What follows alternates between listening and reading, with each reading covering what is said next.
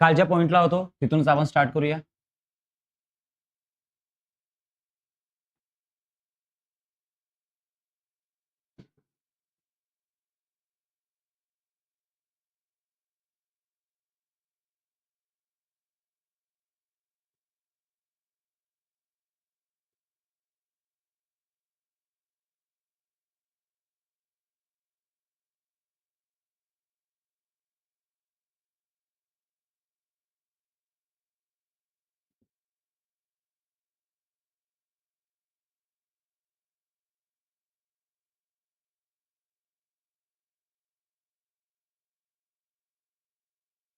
हा, काल आपण एक क्वेश्चन डिस्कस केला होता. क्वेश्चन होता the angle between two forces of equal magnitude are if the magnitude of their resultant is r/2. म्हणजेच काय की आपल्याजवळ दोन फोर्सेस दिलेले आहेत. एक फोर्स आहे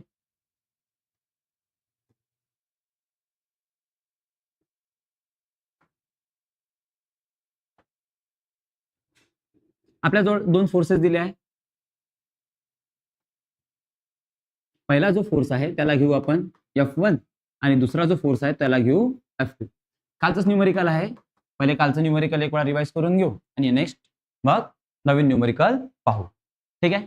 काय म्हटलं आपण की आपल्याजवळ दोन फोर्सेस आहे. पहिला कोणता आहे F1, दुसरा कोणता आहे F2. व्हॅल्यू काय आहे पहिल्याची R आणि दुसऱ्याची सुद्धा किती आहे Rच आहे. ठीक आहे. The angle between two forces of equal magnitude, दोघांचंही मॅग्निट्यूड कसं आहे सेम आहे. बरोबर. If the magnitude of their resultant, resultant म्हणजेच काय आपण म्हणू F इज इक्वल्स टू काय असेल F1 प्लस F2.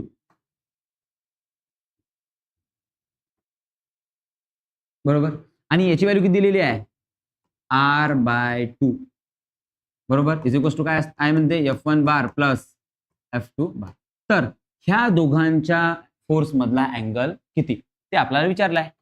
बरोबर आहे. म्हणजे एक फोर्स असेल या डायरेक्शननी, दुसरा फोर्स असेल या डायरेक्शननी आणि यामध्ये काहीतरी थिटा अँगल बनतो आहे. आपल्याला काय करायचं आहे हा जो अँगल इथं ट्रेस होत आहे त्या अँगलला आपल्याला काय करायचं आहे सांगायचं आहे. काय करू मग आपण दोन फोर्सेस आहेत त्याचा सरसर आपण मॅग्निट्यूड यूज करू शकतो. काय फॉर्म्युला असतो चला सांगा. r/2 इज इक्वल टू काय येईल चला सांगा √ r² again r² plus 2r cos theta a plus b चा फॉर्म्युला आपण यूज केला. ठीक आहे. याला सॉल्व करा. याला सॉल्व केलं काय आन्सर येईल जर आपण याला सॉल्व करू तर that is r/2 is equals to r² plus r², 2r². ठीक. Plus 2r² cos theta. Good. असं सॉल्व करायचं आहे. त्यानंतर काय करू आपण याचा स्क्वेअर रूट मध्ये स्क्वेअर काढून घ्यायचा आहे म्हणजे स्क्वेअर रूट काढायचा आहे. दोघांचा स्क्वेअर करू काय मिळेल that is r² upon 4 is equals to चला सांगा 2r² plus 2r² cos theta. काय केलं आपण स्क्वेअर रूट कॅन्सल. कॉमन निघतो r². कॉमन काढून घ्या. काय उरेल मग तुम्ही 2r² पण कॉमन काढू शकता. चला 2r² कॉमन काढून घेऊ. काय उरते मग इथे 2r² गेला 1 प्लस cos थीटा. कशाची व्हॅल्यू आहे ही व्हॅल्यू आहे r²/4 ची. ही तुम्हाला व्हॅल्यू मिळेल. आता काय करायला लागेल r² इकडे 2r² इकडे मल्टिप्लिकेशनला इकडे आलं तर डिव्हिजनला काय मिळेल that is r² upon 8r². बरोबर. r² cancel.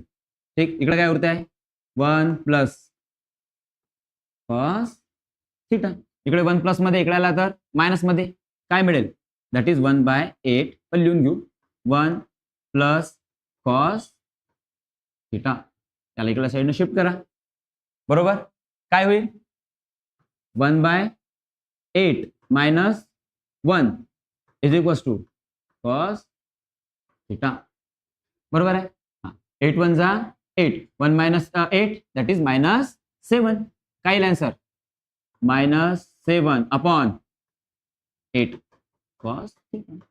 ठीक आहे, आता कॉस इनवर्स येईल. आपण चेक करू पहिले. -7/8 आहे का ऑप्शन मध्ये? कुठे दिसते -7/8? बस पहिल्या ऑप्शन मध्येच आहे. तर आन्सर नंबर फर्स्ट.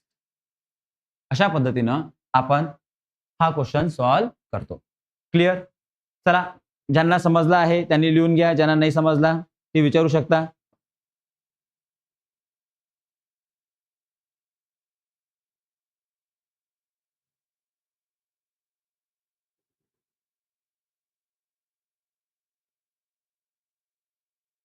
ठीक, चला तर नेक्स्ट क्वेश्चन सॉल्व्ह करू.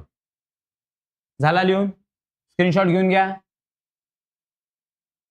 मॅक्झिमम क्वेश्चन आपल्या सॉल्व्ह झाले पाहिजे. चला नेक्स्ट क्वेश्चन पाहू. चला, छान क्वेश्चन आहे. काय म्हणते? चला वाचा. For any 2 vectors. किती वेक्टरसाठी? 2 वेक्टरसाठी. कोणकोणते वेक्टर आहे? A and B. If A dot B is equals to काय आहे? Magnitude of A cross B आहे. Then the magnitude of A plus B. तर ए प्लस बी चं मॅग्निट्यूड किती राहील हे आपल्याला काय करायचं आहे? काढायचं आहे. लक्षात आलं का? पहिले पहा, क्वेश्चन समजते का? काय म्हटलंय त्यांनी? A dot B is equals to काय आहे? ए क्रॉस बी आहे. बरोबर? त्यांनी असं द्यायला पाहिजे होतं, नाही दिलं. ठीक आहे, लक्षात आलं का? That is A dot B is equals to काय आहे म्हणते? ए क्रॉस बी आहे. बरोबर आहे. तर त्यांनी विचारलं आहे ए प्लस बी बारचं मॅग्निट्यूड किती राहील. कसं सॉल्व्ह करायला लागेल? तर मला सर्वात पहिले फाइंड करायला लागेल की यामध्ये अँगल कितीचा आहे. लक्षात आलं का?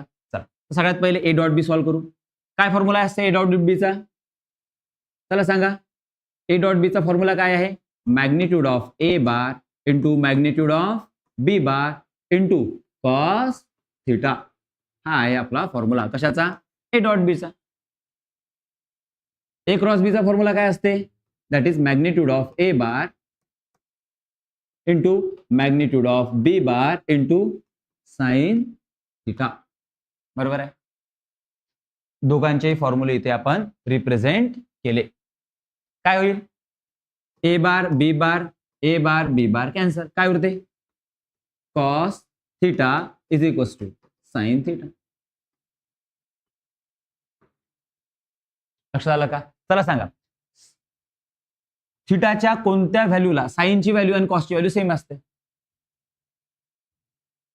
थिटाच्या कोणत्या व्हॅल्यूला साइनची आणि कॉसची व्हॅल्यू सेम असते? माहिती आहे? कोणत्या व्हॅल्यूला असते? सोपा प्रश्न आहे एकदम.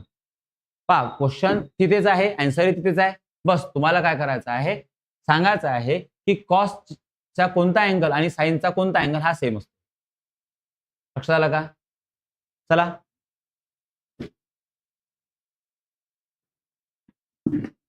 कोणता? Yes, that is 45.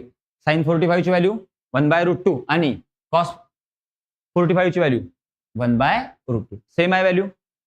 बरोबर आहे. ते आपण असं ओळखू शकलो पाहिजे. लक्षात आलं का? क्वेश्चन सोपी आहेत, बस तुम्हाला त्याच्या ट्रिक्स समजल्या पाहिजे. बरोबर? मग काय करू आपण? मग आता फाइंड करू आपण ए प्लस बी. बरोबर आहे. काय असते formula? That is A square plus B square plus twice A B cos theta. आपला फॉर्म्युला आहे. थिटाची व्हॅल्यू आपल्याला माहिती आहे आता. ठीक आहे, चला सॉल्व्ह करूया. तर काय येईल? ए square plus B square plus 2ab cos किती येईल? 45. बरोबर? चला सॉल्व्ह करू. ए square plus B square plus 2ab cos 45 किती असते? 1/√2. बरोबर? सॉल्व्ह केलं. आता काय करायला लागेल? याचा आन्सर काय येईल? Under root A square as it is plus B square as it is plus, आता पहा इथं काय आहे? 2 आणि अपॉन मध्ये किती आहे √2. तर मी ह्या 2 ला लिहू शकतो का √2 इंटू √2 ए बी आणि इथं काय 1/√2 दॅट इज √2 गेट कॅन्सल. काय उरलं आपल्याजवळ under root of A square plus B square plus √2ab. चला चेक करा आन्सर आहे का कोणतं आहे त्या हा दॅट इज फर्स्ट. बरोबर समजत आहे कोणाला नाही समजलं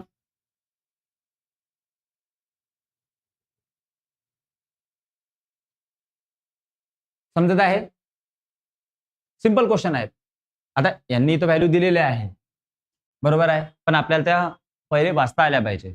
काही व्हॅल्यू कन्फ्युजनसाठी दिलेले आहेत आणि काही व्हॅल्यू तुम्ही तशाही लक्षात ठेवू शकता. ह्या सगळ्या क्वेश्चन मध्ये तुम्हाला इझिली व्हॅल्यूला ओळखता आलं पाहिजे.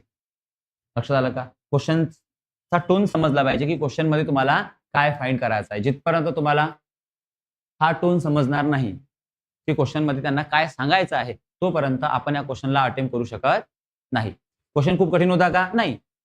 जर मला डायरेक्ट माहित असतं की ह्या दोन कंडिशन एकाच कंडिशनला हे सॅटिस्फाय होते लक्षात आलं का त्याच वेळेस मी याला एकदम इझिली सॉल्व्ह करू शकलो असतो.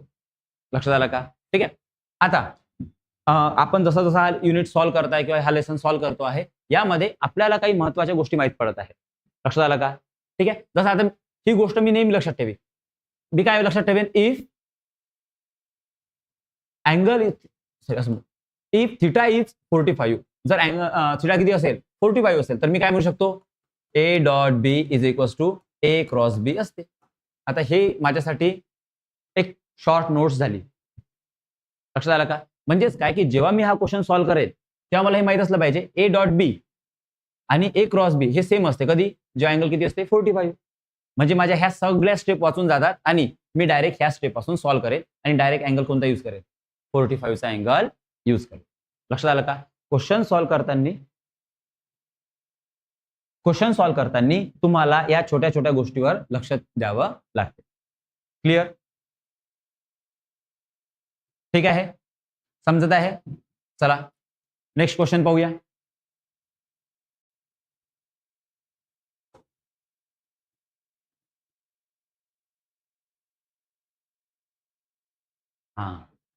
हा थोडा नवीन क्वेश्चन आहे पहा. If vector A is equals to 2i plus 2j plus 3k and b is equals to 3i plus 6j plus nk are perpendicular to each other then the value of n is. तर तुम्हाला काय म्हटलं आहे की दोन vector आहे. लक्ष द्या समजून घेऊ. एक वेक्टर आहे ए बार ए बार बरोबर ठीक आहे आणि एक दुसरा वेक्टर आहे बी बार हा आहे बी बार. लक्षात आलं का आणि त्यांनी म्हटलेलं आहे काय म्हटलेलं आहे हा जो ए बार आहे हा बी बारला कसा आहे परपेंडिक्युलर आहे. तर यांची व्हॅल्यू किती लक्षात आलं का. तर आणखी आज एक नवीन नियम आपण समजून घेऊ. लक्षात आलं का नियम एकदम सिंपल आहे. काय लक्षात ठेवायचं आहे आपल्याला जेव्हाही A is perpendicular to B bar असते काय म्हणू आपण A bar is perpendicular to B bar असते तेव्हा लक्षात ठेवायचं आहे A dot B is equal to 0 असते. लक्षात आलं का काय सांगितलं आपण जेव्हाही A is perpendicular to B असते A dot B is equals to 0 असते. हा झाला आपल्यासाठी एक नवीन नियम. लक्षात आलं का ठीक आहे. आता अडचण काय येते की हा नियम आला कुठून बरोबर. तर आपल्याला काय माहिती आहे की जर मी असं म्हटलं ए डॉट बी आहे काय फॉर्म्युला असते ए डॉट बीचा magnitude of A bar into magnitude of B bar into cos theta बरोबर आहे. चला सांगा कॉस थिटा कॉस 90 किती असतो कॉस 90 किती असतो 0. तर ही पूर्ण व्हॅल्यू काय होऊन जाईल 0 बरोबर आहे. म्हणून आपल्याला ह्या छोट्या छोट्या गोष्टी माहित असल्या पाहिजे that is A is perpendicular to B. जर ए बी ला काय असेल परपेंडिक्युलर असेल तर काय लक्षात ठेवायचं आहे, A dot B is always equal to 0. Clear? चला आता त्याच कॉन्सेप्टचा यूज करून क्वेश्चन सॉल्व्ह करू. ठीक, हा ए ची व्हॅल्यू दिलेली आहे, बी ची व्हॅल्यू दिलेली आहे. चला पुट करू. ए बार इज इक्वल टू काय असणार आहे, 2i cap plus 2j cap plus 3k cap. आणि बी ची व्हॅल्यू काय आहे, 3i plus 6j plus nk. बरोबर आहे. हा, ए डॉट बी काढायचा आहे, ए डॉट बी.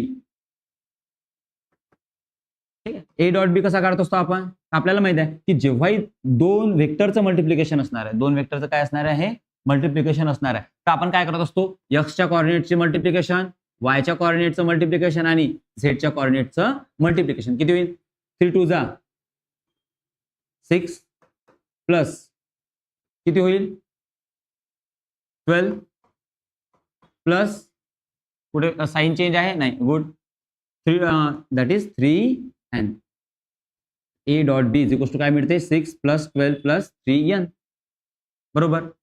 पण ए डॉट बी ची व्हॅल्यू किती आहे, 0.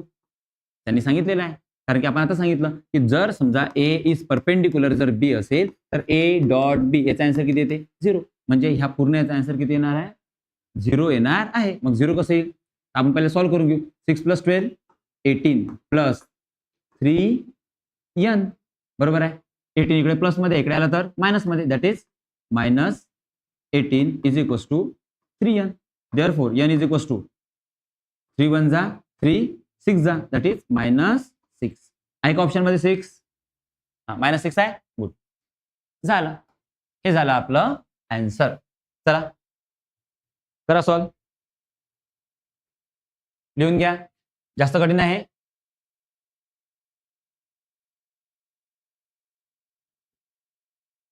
हा व्हेरी गुड, हे आन्सर करेक्ट आहे.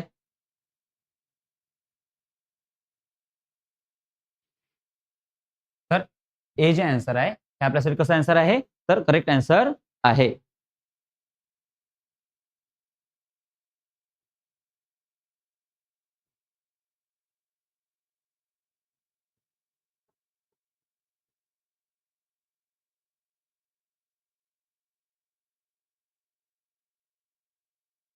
चला झालं सॉल्व, स्क्रीनशॉट घेऊन घ्या. याच्यानंतर आपण नेक्स्ट क्वेश्चन पाहू.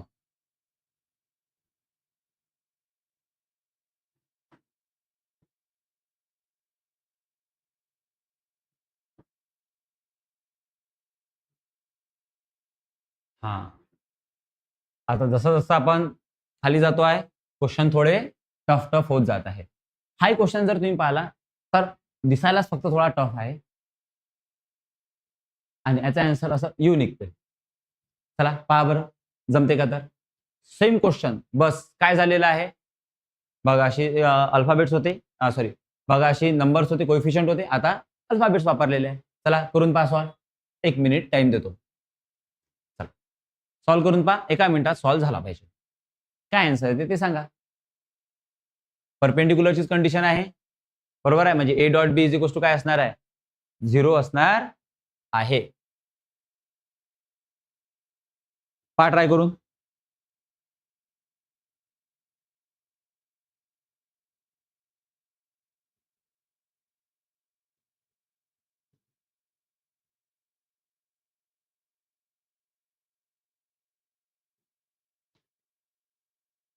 स्क्रीन ब्लर तर नाही आहे, मे बी असं नेटवर्क इश्यू असू शकतो.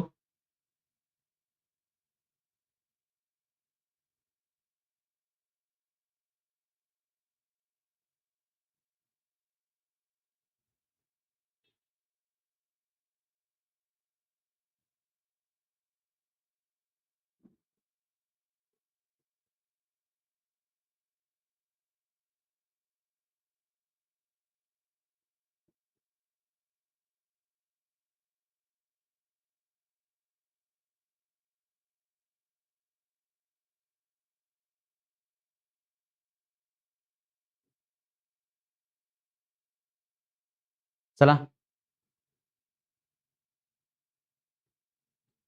ओके, चेक करू काय आन्सर येईल. सेम रूल काय म्हणते आहे, एक ए बार आहे, एक बी बार असे दोन वेक्टर आहे, बरोबर आहे.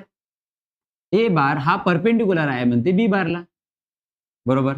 मग जर ए बार जर बी बारला परपेंडिक्युलर आहे तर आपण असं म्हणू शकतो का, A dot B is equals to काय असते, 0, बरोबर आहे. मग ए डॉट बी ची व्हॅल्यू लिहून घेऊ. ए ची व्हॅल्यू किती आहे, A1 I plus A2 J, बरोबर. बी ची व्हॅल्यू काय आहे, हे ए ची व्हॅल्यू झाली आणि ही बी ची व्हॅल्यू काय आहे, B1 I प्लस B2J. लक्षात ठेवा, आपल्याला ह्या कन्सेप्टवर फक्त सॉल्व्ह करेपर्यंत मर्यादित नाही राहायचं, याला प्रत्येक कंडिशननी आपल्याला समजून घ्यायचं आहे, जेणेकरून आपण जेव्हा अशा टाईपचे क्वेश्चन सॉल्व्ह करू आपल्याला ते इझी होईल. ठीक, चला लक्ष द्या. मग व्हॅल्यू घेतल्या, काय माहिती आपल्याला ए डॉट बी करायचं आहे, तर सरळ सरळ याचं मल्टिप्लिकेशन करू आपण आणि याचं मल्टिप्लिकेशन करू, काय मिळेल, that is A dot B is equals to काय येईल, A1 B1 plus A2 B2 झालं. ए डॉट बी ची व्हॅल्यू किती असते, 0 इज इक्वल्स टू काय, A1 B1 plus A2 B2 असं आपल्याला आन्सर मिळेल. यामधली एक टर्म आपण दुसऱ्या साईडने शिफ्ट करून घेऊ. लक्षात आलं का, कोणती करायची, तर आपण B2 ची टर्म दुसऱ्या साईडने शिफ्ट करून घेऊ. A2 B2 ची काय मिळेल, मायनस A2 B2, इकडे प्लस मध्ये इकडे आली तर minus, is equals to A1 B1. Clear. आता आपण चेक करू आपल्या ऑप्शन मध्ये, इथे आन्सर आलं, बरोबर आहे.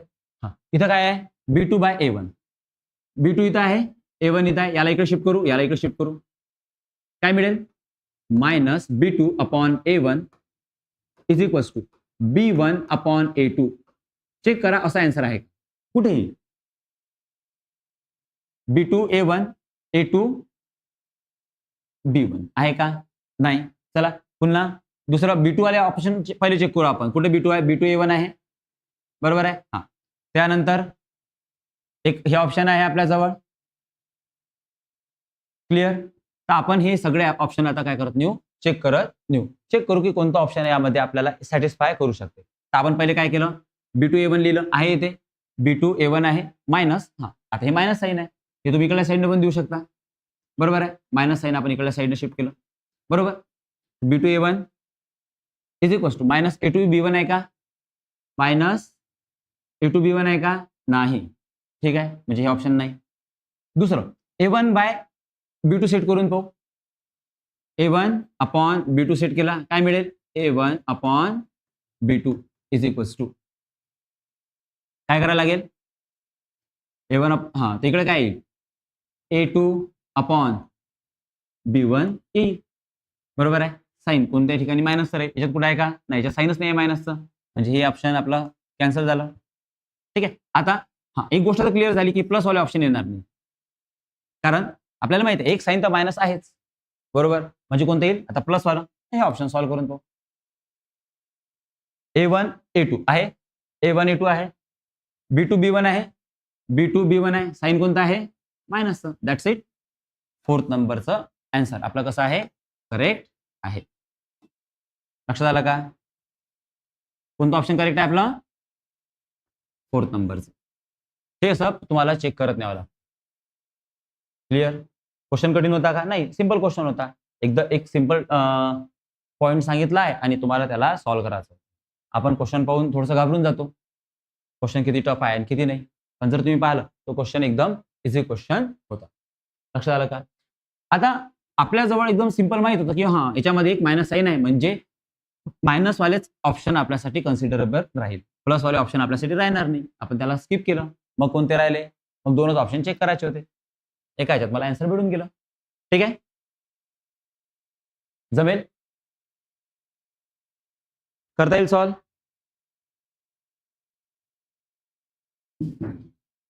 हा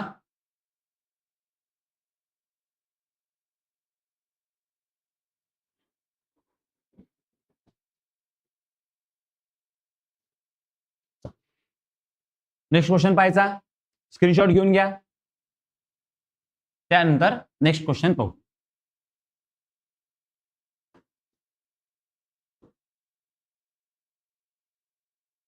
नाईन नंबरचा क्वेश्चन आहे.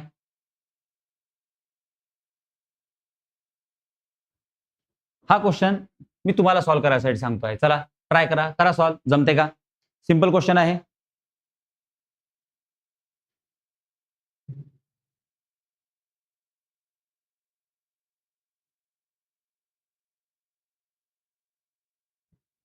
चला चेक करा.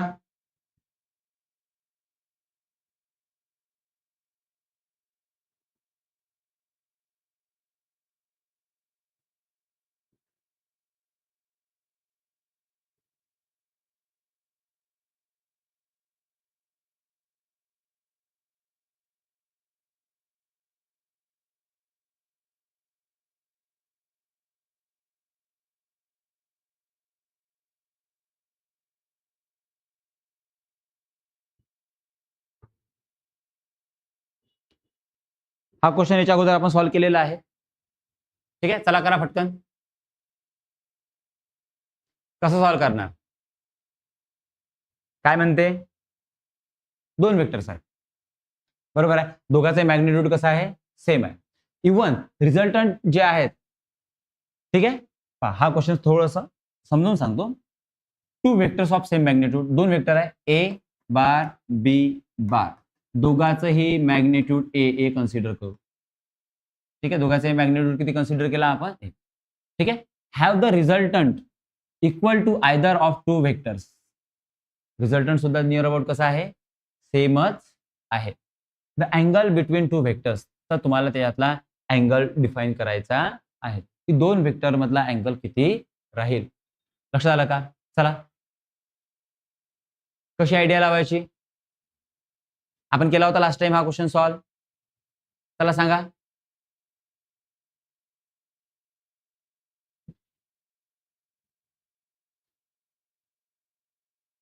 स्क्रीन ब्लर आहे का?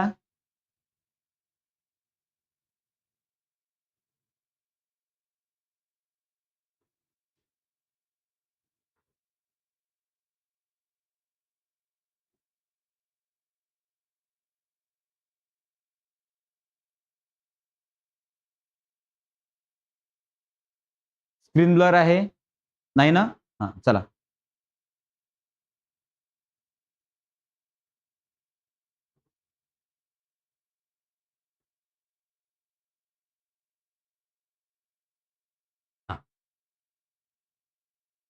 चला तर सॉल्व्ह करू.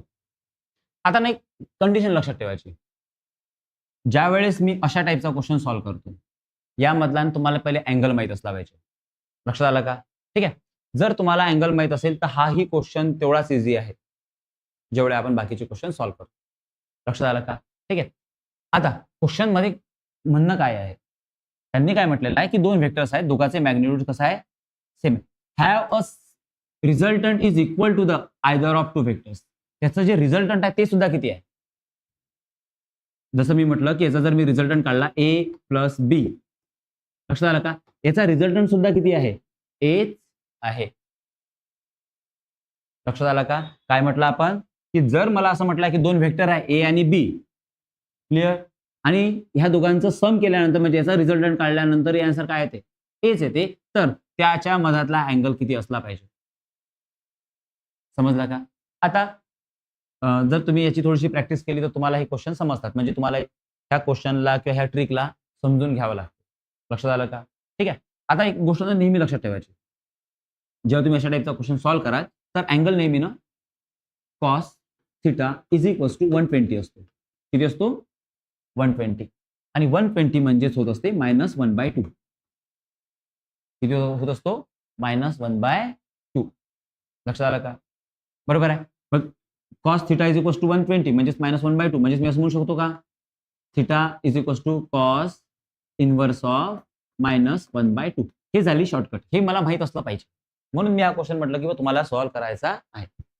आता हे मला माहिती असेल तर मग मी सॉल्व्ह करेन, किंवा बस मी पाहिल्याबरोबर ऑप्शन सांगू शकतो की अरे हा 0.5 आहे म्हणजे माझं आन्सर झालं. क्लिअर. बट आपल्याला ना याला सॉल्व्ह करावं लागेल. का? Just for practice. अदरवाईज आपण तर शॉर्टकटच जाणार आहे. जशी जशी तुम्ही याची प्रॅक्टिस कराल तुम्हाला याचे क्वेश्चन्स इझिली सॉल्व्ह करता येईल. ठीक आहे, चला तर सॉल्व्ह करू. काय म्हटलंय त्यांनी? ए बार आहे त्याचं मॅग्निट्यूड ए आहे, बी बार आहे त्याचं मॅग्निट्यूड ए आहे आणि ए प्लस बी याचंही मॅग्निट्यूड किती आहे? एच आहे. लक्षात आलं का? ए प्लस बीचंही मॅग्निट्यूड किती आहे? तर बीच आहे. मग सॉल्व्ह कसं करणार? आपल्याला काय माहिती आहे? A bar plus B bar is equal to काय असते? अंडर रूट ऑफ एचं मॅग्निट्यूड प्लस बीचं magnitude plus 2 A cos theta. सगळ्या व्हॅल्यू लिहून घेतल्या. ए प्लस बी किती आहे? एच आहे. Very good. देन याला सॉल्व्ह करा. किती येते? A plus A 2a square plus 2a square cos theta असा माझा आन्सर आहे. बरोबर आहे. याला सॉल्व्ह करा. काय येते answer? A is equal to याला जर सॉल्व्ह केलं तर ए स्क्वेअर बाहेर निघेल. इथं काय उरतंय? 2 प्लस 2 कॉस थिटा असं माझा आन्सर येईल. लक्षात आलं का? ठीक आहे. आता मी या एला बाहेरही काढू शकतो. ठीक आहे, याला आतमध्ये ठेवू शकतो. पण आपण काय करू? याचं स्क्वेअरिंग करून घेऊ, जे आपण ॲज युजुअल करत आलो. याचा स्क्वेअर केला तर A square is equal to काय मिळते? A square in bracket 2 plus 2 cos theta. बरोबर. A square get cancel. तर काय मिळेल? 1 is equal to 2 plus 2 cos theta. बरोबर. 2 इकडे कशाला आहे? प्लस मध्ये. इकडे आला तर मायनस मध्ये. That is -1 is equal to 2 cos theta. 2 इकडे कशाला आहे? 2 इकडे कशाला आहे? मल्टिप्लिकेशन. इकडे गेला तर डिव्हिजनला. That is -1/2 is equal to cos theta. बरोबर. कॉस थिटा म्हणजे होते 0.5 साइन मायनसचं. बरोबर आहे. Is equal to cos theta. Correct. ही व्हॅल्यू मिळाली. आता काय करायला लागेल? आता कॉस इकडे कशाला आहे? मल्टिप्लिकेशन. इकडे आला तर डिव्हिजनला. That is cos inverse of -0.5. कशाची व्हॅल्यू झाली? ही थिटाची व्हॅल्यू झाली आहे ऑप्शन मध्ये. यस. ही झाली त्याची पूर्ण लॉंग प्रोसेस. पण जर मी लक्षात ठेवलं की कॉस 120 ला कोणत्या अँगलला? कॉस 120 ला A plus A is equal to काय असतो? एच असतो. तर माझ्यासाठी काम सोपं होऊन जाईल. लक्षात आलं का? तर ह्या छोट्या छोट्या आयडियाज आहेत किंवा ट्रिक्स आहेत ज्या आपल्याला सॉल्व्ह करता आल्या पाहिजे. क्लिअर? करता येईल सॉल्व्ह? चला आजच्या दिवसातलं शेवटचं क्वेश्चन पाहू आणि नवीन टॉपिक आजपासून आपण चालू करू किंवा उद्यापासूनही करू शकतो. ठीक आहे, चला लास्ट क्वेश्चन तुम्ही सॉल्व्ह करून पहा, त्यानंतर आपण त्याच्यावर डिस्कस करू.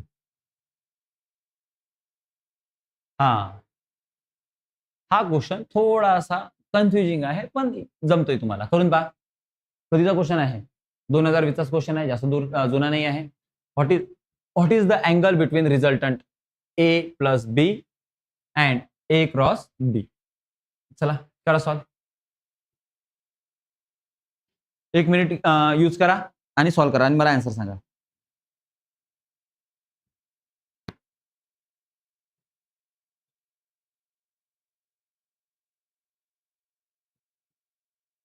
करना.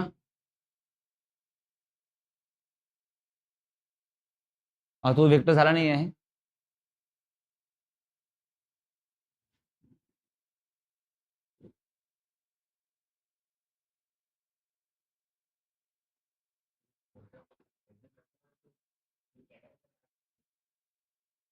गणित समजणं महत्वाचं आहे.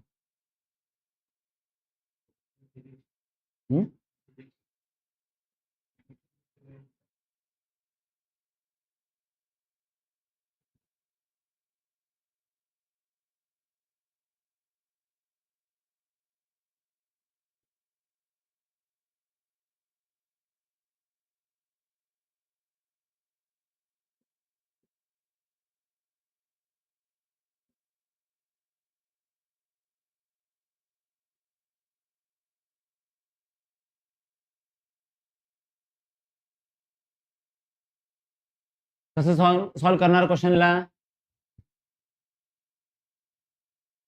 हा सगळ्यात पहिले ए प्लस बी चा रिझल्टंट काढायचा आहे, ए क्रॉस बी चा रिझल्टंट काढायचा आहे. याचा रिझल्टंट काय असेल? Under root. बरोबर आहे. याचा रिझल्टंट तुम्हाला याची व्हॅल्यू मिळेल magnitude of A bar B bar into cos theta. इथं तुम्हाला याची व्हॅल्यू मिळेल बरोबर ए बार अंडर रूट. बरोबर आहे. मग दोघांचं स्क्वेअरिंग करा. ठीक आहे. मग त्यानंतर तुम्हाला तिथून अँगल मिळेल. चला करा सॉल्व. एक तुम्हाला क्ल्यू दिला, ठीक आहे. तुम्हाला त्याला फक्त सॉल्व्ह करायचं आहे.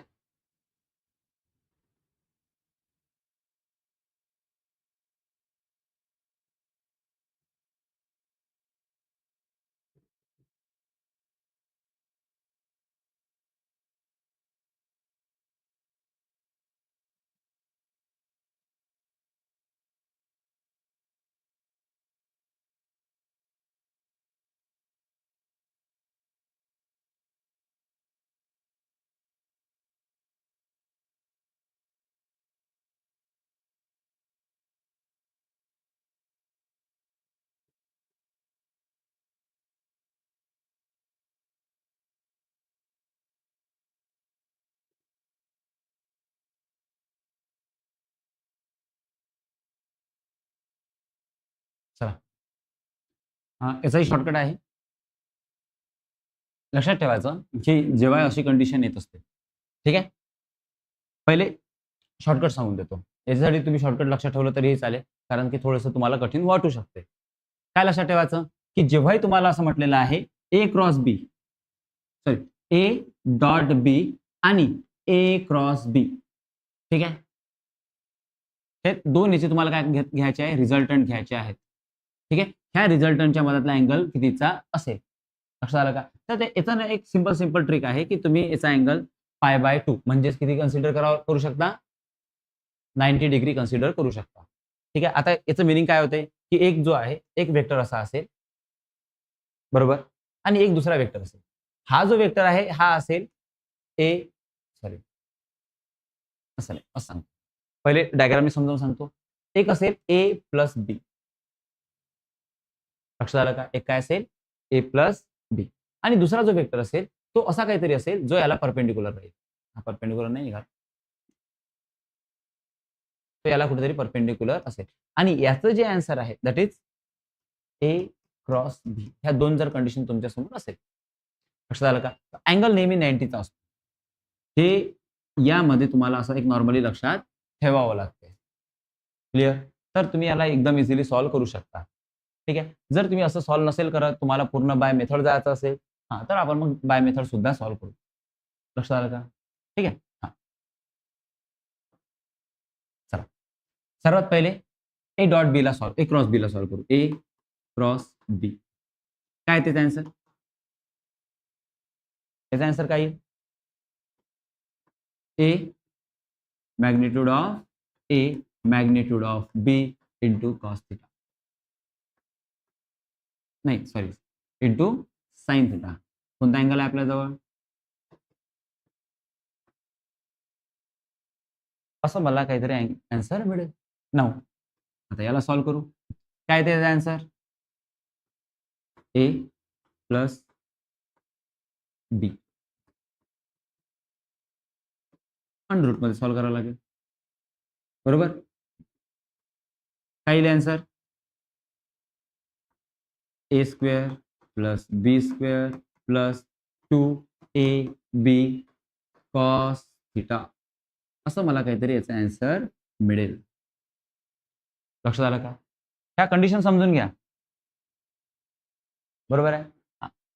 आता हे जे दोन आहे, तर काय म्हणते what is the angle between resultant of याचा रिझल्टंट आणि याचा रिझल्टंट? लक्षात आलं का? ठीक आहे. आता ह्या दोघांमध्ये जर तुम्ही ऑब्झर्व केलं तर तुम्हाला इथून पहिले ए स्क्वेअरची व्हॅल्यू काढायला लागते आणि नंतर बी स्क्वेअरची व्हॅल्यू काढायला लागते. क्लिअर? किंवा तुम्ही एक दुसरी मेथड वापरू शकता, ह्या दोघांचं मल्टिप्लिकेशन सुद्धा करू शकता. लक्षात आलं का? जर तुम्ही ह्या दोघांचं मल्टिप्लिकेशन केलं, लक्षात अँगल कितीचा आहे? 90चा. तर आन्सर किती आला पाहिजे? ठीक आहे. ही शॉर्टकट मेथड तुमच्यासाठी होऊ शकते. कोणते? हा एक वेक्टर आहे आणि हा एक वेक्टर आहे, बरोबर आहे. याचा आन्सर हे आहे, याचा आन्सर हे आहे. मी काय म्हटलं की जर दोघांच्या मधातला अँगल 90चा असेल, कितीचा असेल 90चा, आन्सर किती येणार आहे 0. तर मी असं म्हणू शकतो का ए क्रॉस बी बरोबर डॉट ए प्लस बी, बरोबर आहे. कोणता प्रोडक्ट करताय आपण डॉट प्रोडक्ट, आन्सर किती येईल 0 येईल. ही ट्रिक किंवा ही कंडिशन तुम्हाला लक्षात ठेवावी लागते, कारण की आपण शिकलो आहे जर दोन वेक्टर एकमेकाला परपेंडिक्युलर असेल तर त्याचा आन्सर किती येते 0 येते, बरोबर आहे. बघ आता याचे मॅग्निट्यूड आपल्याजवळ आहे, याचे मॅग्निट्यूड आहे, दोघाला सॉल्व्ह करा, किती आन्सर येईल तुमचं 0 आन्सर येईल. चला सॉल्व्ह करून पहा येते का मला सांगा. दोन्हीचा मॅग्निट्यूड मी काढून दिलेला आहे, हे याचा मॅग्निट्यूड आहे, याचा मॅग्निट्यूड आहे, दोघांचं काय करायचं आहे मल्टिप्लिकेशन करायचं आहे.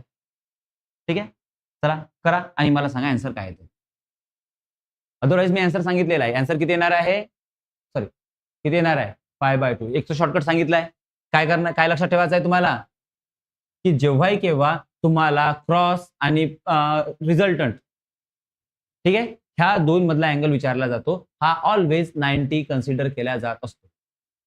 ठीक आहे, आता तुम्हाला काय करायचं आहे ह्या दोन वेक्टरला सॉल्व्ह करायचं आहे, आन्सर 0 आलं पाहिजे. जर 0 येत असेल तर अँगल 90चा आहे, परपेंडिक्युलर आहे, आपण मगाशीच हे कन्क्लूड केलं होतं. ठीक आहे, चला करून पहा. 1 मिनिट देतो आहे, थोडासा क्वेश्चन लांब आहे, शेवटचा क्वेश्चन आहे आजचा.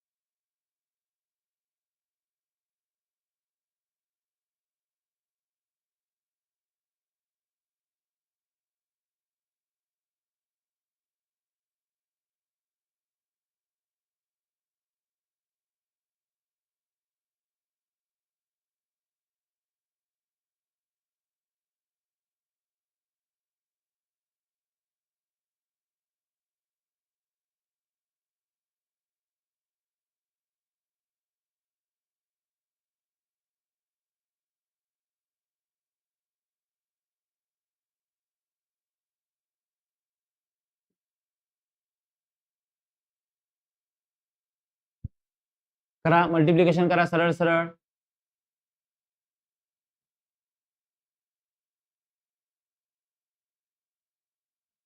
करा ना.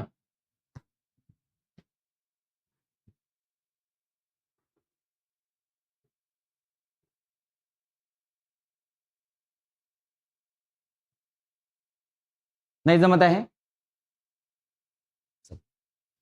काय करणार आहे, यांनी याला मल्टिप्लाय करायचं आहे, काय मिळेल पहिलं सोल्यूशन घेऊ, ए डॉट ए, बरोबर. काय लिहिलं आपण ए डॉट ए, यांनी मल्टिप्लाय केलं, यांनी याला मल्टिप्लाय करा, plus A dot B. Clear, कोणतं चिन्ह येणार आहे क्रॉसचं, बरोबर. हा देन यांनी याला सॉल्व्ह करा, आपण कम्युटेटिव्ह लॉ पाहिलेला आहे, काय मिळेल ए डॉट बी आणि B plus B dot B is equal to 0. लक्षात आलं का. आता आपल्याला माहिती आहे ए डॉट ए आलं, इकडे बी डॉट बी आहे, इकडे सॉरी इथं उलट झालं ना, आपला बी डॉट ए पाहिजे होतं, इथं काय पाहिजे होतं बी डॉट ए, माय मिस्टेक. लक्षात आलं का. तर आपल्याला काय माहिती आहे की जेव्हाही वेक्टरचे साईन चेंज होतात, साईन कोणतं होईल मायनस होईल. लक्षात आलं का, साईन कोणतं येईल ते मायनस, कारण की बी डॉट काय येत आहे ए येत आहे म्हणून, तर ही टर्म काय होते कॅन्सल होते. लक्षात आलं का. आणि जेव्हा आपण इथे क्रॉस मल्टिप्लिकेशन करताय तर जर दोन वेक्टर सेम असेल तर आन्सर सुद्धा याचं सुद्धा किती येत असते 0. तर सर्व याचा आन्सर किती येते 0च येते. म्हणून आपण काय म्हणत असतो की जेव्हाही केव्हा ए प्लस बी आणि ए क्रॉस बी चा रिझल्टंट मधला अँगल विचारला जाईल तो ऑलवेज किती घ्यायचा 90 घ्यायचा, म्हणजेच किती π/2 रेडियन घ्यायचा. तर ही एक कंडिशन इथे लक्षात ठेवणे. क्लिअर, लक्षात राहील ही कंडिशन. तर हा एक थेरी क्वेश्चन होता. थेरी क्वेश्चनच्या हिशोबाने विचारला होता की जास्तीत जास्त तुम्हाला याला सॉल्व्ह करायला 30 सेकंद लागायला पाहिजे. 30 सेकंड पेक्षा कमी, कारण हा थेरी क्वेश्चन आहे की 2 अँगल दिलेले आहे, म्हणजे 2 रिझल्टंट दिलेले आहे, त्यामधला अँगल विचारलेला आहे. बस. ठीक आहे, चला तर हा होता आजच्या वेक्टरचा एक पार्ट. उद्या मॉर्निंगला एक क्लास राहील शार्प 11ला. जर मॉर्निंगला शार्प